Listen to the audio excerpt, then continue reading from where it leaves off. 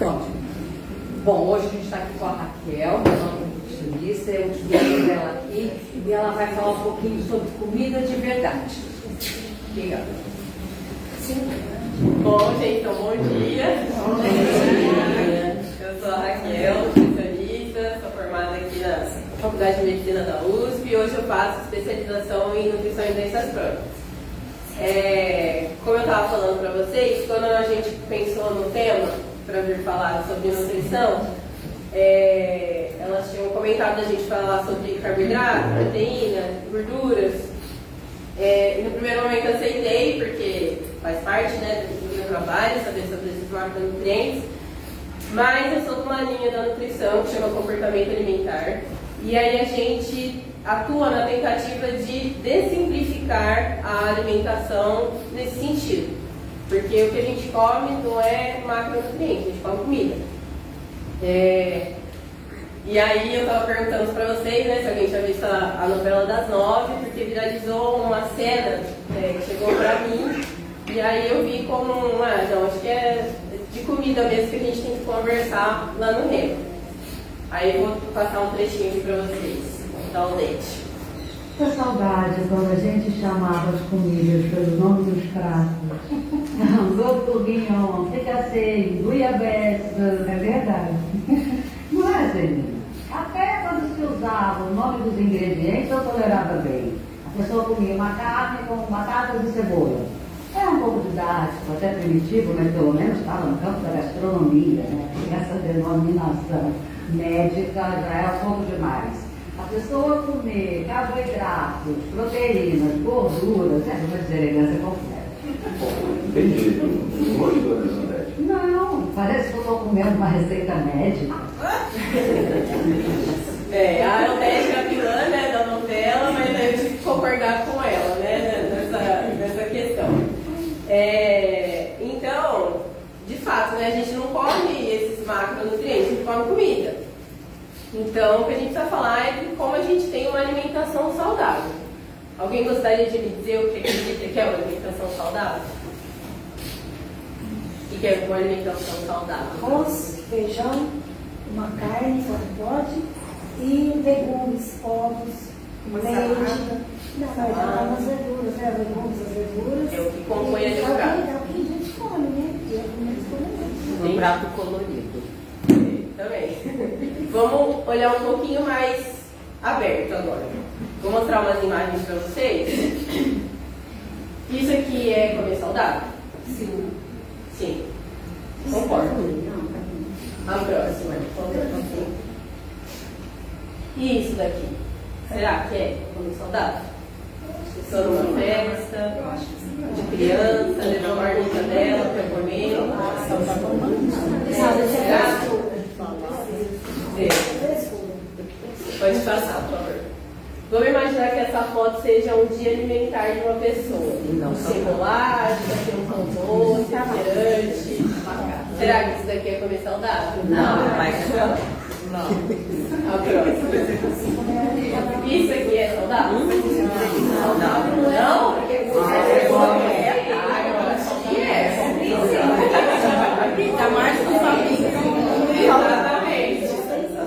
Não é nas fotos para a gente pensar que o contexto alimentar é tão importante quanto aquilo que a gente está colocando no prato. Então, às vezes, a gente comer todos os dias uma pizza, um lanche, uma comida japonesa, talvez não seja saudável, mas e quando a gente reúne? sim.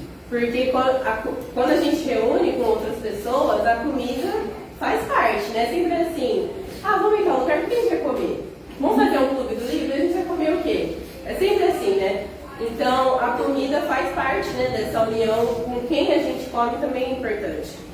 Então, tudo pode fazer parte de uma alimentação saudável e equilibrada. Tudo depende do contexto que a gente está. Pode passar, por favor. Então, o importante é a gente saber dos grupos alimentares que compõem a nossa alimentação. E não falar assim, carboidrato, proteína. A gente precisa saber dos grupos que fazem, que todos eles são importantes para fazer parte da nossa dieta, né? Aqui a gente tem dois exemplos assim típicos, né? que até a Maria Madalena falou, um prato com arroz, feijão, uma carne e uma salada. E esse aqui um café da manhã com um bolo de milho, uma fruta e um café com leite. Então, a partir desses dois pratos, a gente vai falar sobre o que são esses grupos alimentares. Pode pensar. Aqui, o arroz, ele faz parte do grupo dos cereais. Eles são fontes de carboidratos, sim, tem fibras, tem vitaminas, tem minerais, e a mistura do arroz com feijão também traz todos os aminoácidos essenciais que a gente tem, que a gente precisa para o nosso organismo. Aí, além do arroz, o que eu posso ter desse lado do prato? Macarrão, pão, as farinhas, as farofas, milho, aveia, o centeio, tá? Pode passar, por favor. Nesse prato, a gente não tem o exemplo do grupo de raízes e tubérculos, mas eles são o quê? A mandioca, a batata, a mandioquinha, a batata doce, cará, inhame. E por que a setinha está mostrando para cá? Porque eles também são fontes de carboidratos, vitaminas e fibras. Então, eu acho que às vezes é o que mais confunde, né? Que eu troco, né? Que alimento que eu troco pelo outro. Então, eles são, tanto o grupo de cereais como das raízes de tubérculos, que são fontes de carboidratos, fazem parte desse mesmo pedaço aqui do prato, certo? Vamos supor que a Deusita come 2 colheres de arroz no prato dela. É isso que ela come, além das outras coisas. Mas pensando no arroz, hoje eu quero comer macarrão, então tá bom, vou colocar o macarrão ali. Mas se eu quiser comer o arroz e a mandioca, e se eu colocar uma colher do arroz e uma colher da mandioca, vai dar o tanto que você geralmente come de arroz. Faz sentido para vocês? Pode passar, por favor. Aí desse lado aqui a gente tem as leguminosas, que também são fontes de proteínas, são fontes de vitaminas, vitaminas do complexo B, ferro, zinco, cálcio também. E aí a gente tem vários representantes. Tem todos os tipos de feijão, feijão vermelho, feijão branco, feijão preto, feijão carioca, a ervilha, lentilha, o grão de bico. Então são combinações que às vezes assim, eu não gosto de feijão. Cadê Eduardo? Eduardo, eu não gosto de feijão. Mas se ela fizer um vinagrete de feijão fradinho, tá ali o grupo das leguminosas no prato dela. Sopa de lentilha. Também estou ali comendo a minha leguminosa. Certo? Salada de grão de bico. Salada de grão de bico. Uma delícia mesmo. Pode passar, por favor.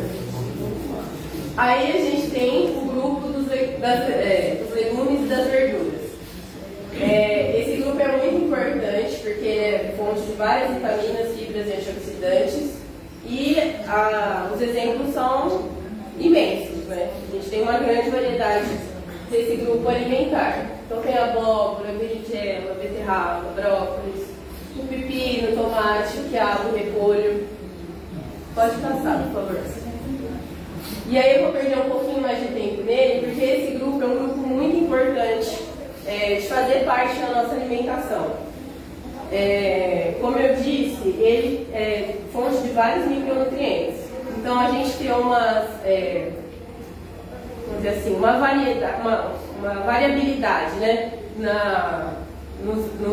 desse grupo que a gente come. Por exemplo, hoje eu vou comer beterraba, amanhã eu como almeirão, depois eu como não sei o quê. A gente vai variando bastante a alimentação e isso garante que a gente esteja recebendo todos os micronutrientes que o corpo precisa. Esse grupo também é um grupo que a maior parte dos componentes dele, né, dos alimentos, tem baixa caloria. E então isso vai fazer com que a gente evite os excessos, né, calóricos. E isso leva então ao controle, por exemplo, da obesidade e de doenças crônicas, como diabetes e doenças do coração também. Além disso, é um grupo extremamente rico em antioxidantes, que a gente já tem na literatura, que eles são um fator de proteção contra alguns tipos de câncer também. Pode passar, por favor? E aí o grupo das carnes e ovos, que é fonte de proteínas, vitaminas, principalmente ferro, zinco e a vitamina B12. Então aqui a gente tem todas as proteínas, né, de fato que a gente conhece, que aí são as carnes de bovina, frango, peixe, ovos, os frutos do mar. Cogumelo não é fonte de proteína, eu sei que muita gente, né, fala dos vegetarianos que come cogumelo, que vai substituir a carne, ele não é fonte, tá? Só para assim, já deixar essa informação. Se a gente pensar no café da manhã ou, né, as frutas que às vezes a gente come de sobremesa, esse aqui é o grupo das frutas, também são igualzinho o grupo dos legumes e dos vegetais, fontes de fibras, vitaminas e antioxidantes também, tá? E aí tem todos os exemplos que a gente tem no dia a dia: banana, mamão, caqui, maçã, maracujá, pequi, enfim, também a variedade que a gente tem aqui no Brasil é muito grande também. Foi uma mais. E ali a gente tem o grupo dos leites e queijos. São também ricos em proteína, em vitaminas, principalmente a vitamina A e no cálcio. Aí então a gente tem o leite de vaca, coalhadas, iogurtes naturais, e os alimentos processados como os queijos. Tá? Aqui, só é importante falar do iogurte, que a gente tem muita opção, né, no mercado, aqueles iogurtes saborizados. Esse tipo de iogurte já entra naquele, que eu sei que vocês já tiveram uma palestra sobre ultraprocessados, certo? E aí esse tipo de iogurte que tem um monte de aditivo, quando a gente olha no rótulo, eles não são interessantes serem comidos, né, diariamente. A gente aqui está falando do iogurte natural mesmo, que a gente até consegue fazer em casa. E aí saborizar ele seria mais interessante colocar a fruta, ou mel, aveia, né, para a gente estar consumindo eles.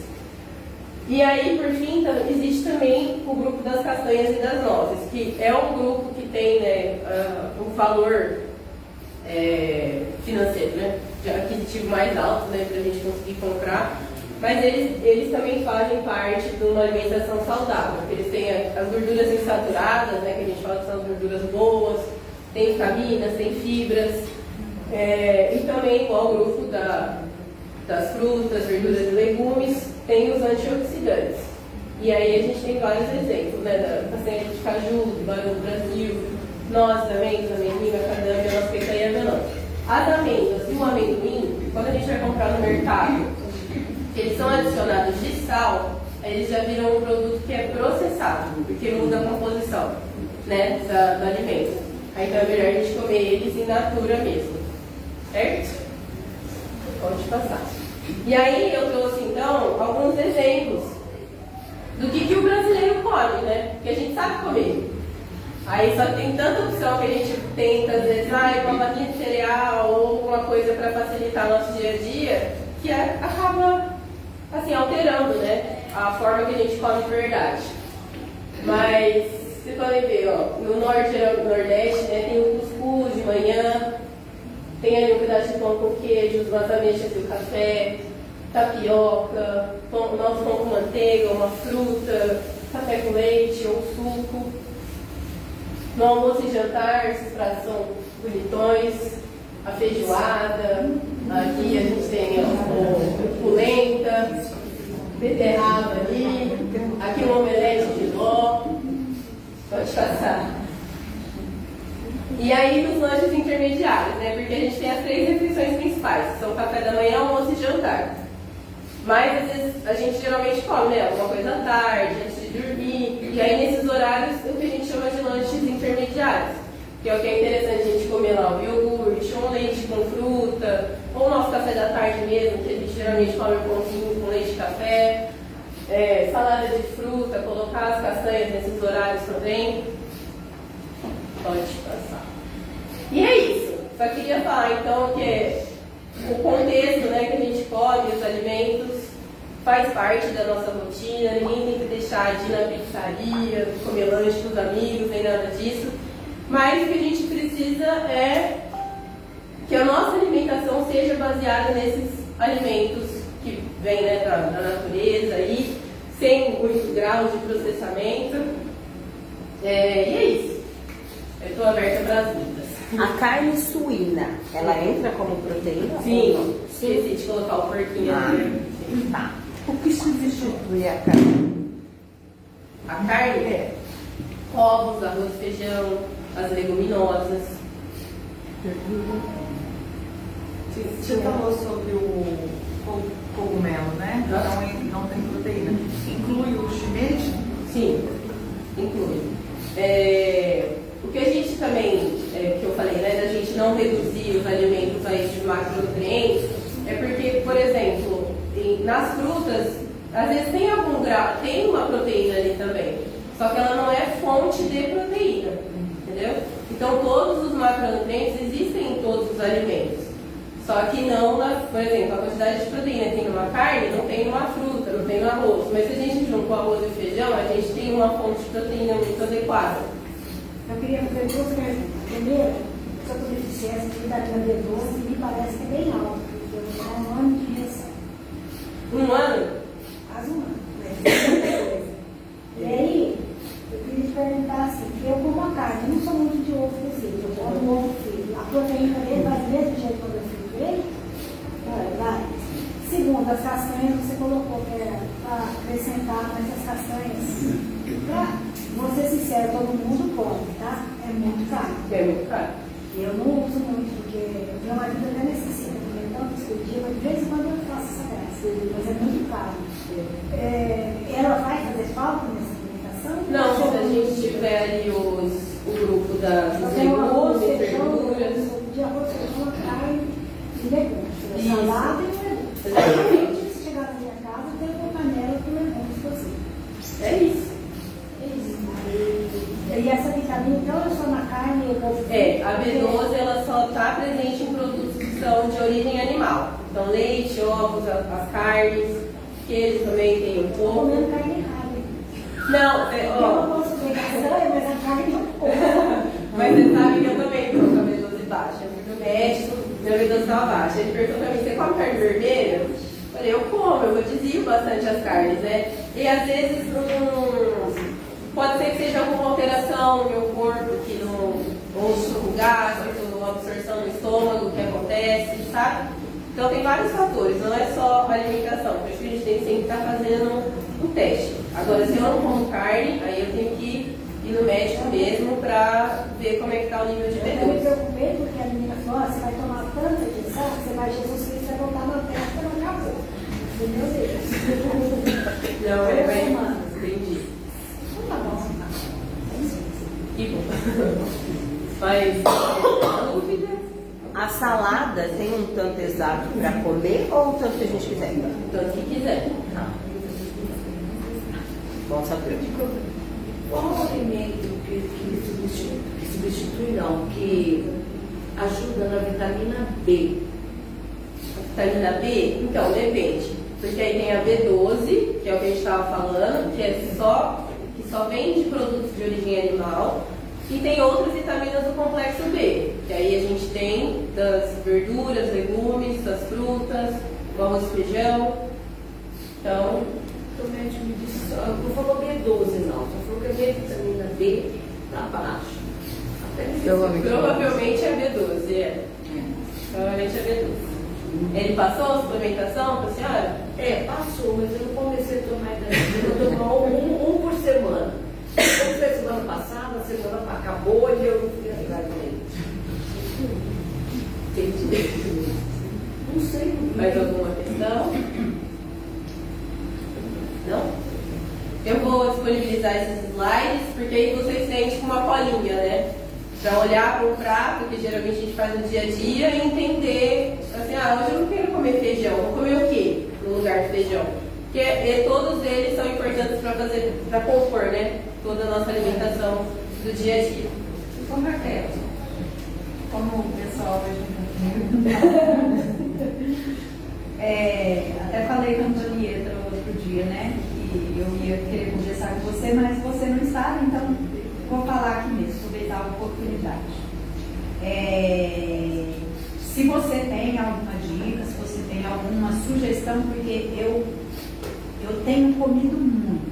Comido assim, não sei se é de ansiedade, não sei se é de fome mesmo, coisa que eu não comia antes, depois do tratamento. Então, assim, é de comer muito arroz, feijão, comer muito isso. Só que mesmo eu comendo essa quantidade, eu andei perdendo menos de 30 dias, quase meio quilo. E eu queria manter. Eu não considero que a minha alimentação, assim, por mais que, lógico que às vezes eu tomo um iogurte que é processado e tal, como a pizza, que às vezes não é tudo que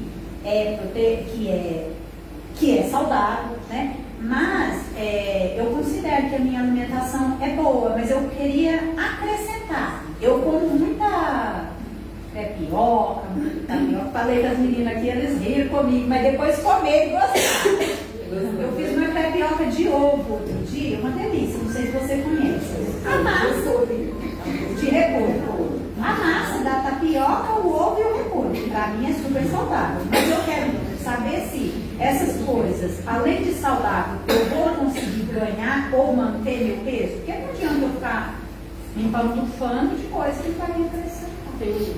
Então, para eu te responder isso, a gente precisa fazer uma avaliação para saber o tanto que você está comendo, qual que é o seu gasto energético, entendeu? Porque às vezes a gente passa por algumas situações que o gasto energético do nosso corpo aumenta. Então ele vai sentir mais fome. Aí a gente vai comer mais porque ele entende que você está gastando muito mais, sabe?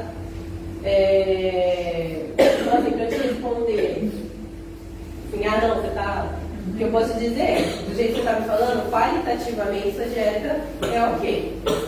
E aí, é porque são muitos aspectos que influenciam, né, na fome. Além do gasto energético, a gente também tem as questões emocionais e que às vezes podem estar ligadas a isso mesmo, né? Essa necessidade de comer. Mas a princípio teria que entender qual é o seu gasto e o que você está comendo se é o suficiente para manter esse peso. Não sei que não como mortadela, eu não conseguia comer Mortadela.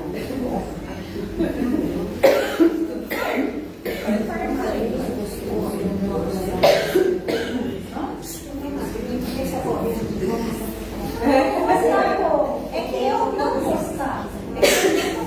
Eu nunca gostei. E aí chega numa situação que você não gosta. Tem hora que eu tenho desejo de comer bolacha, mas gelada. Desejo, sabe assim, de ver uma pessoa comendo minha boca cheirada. E eu sempre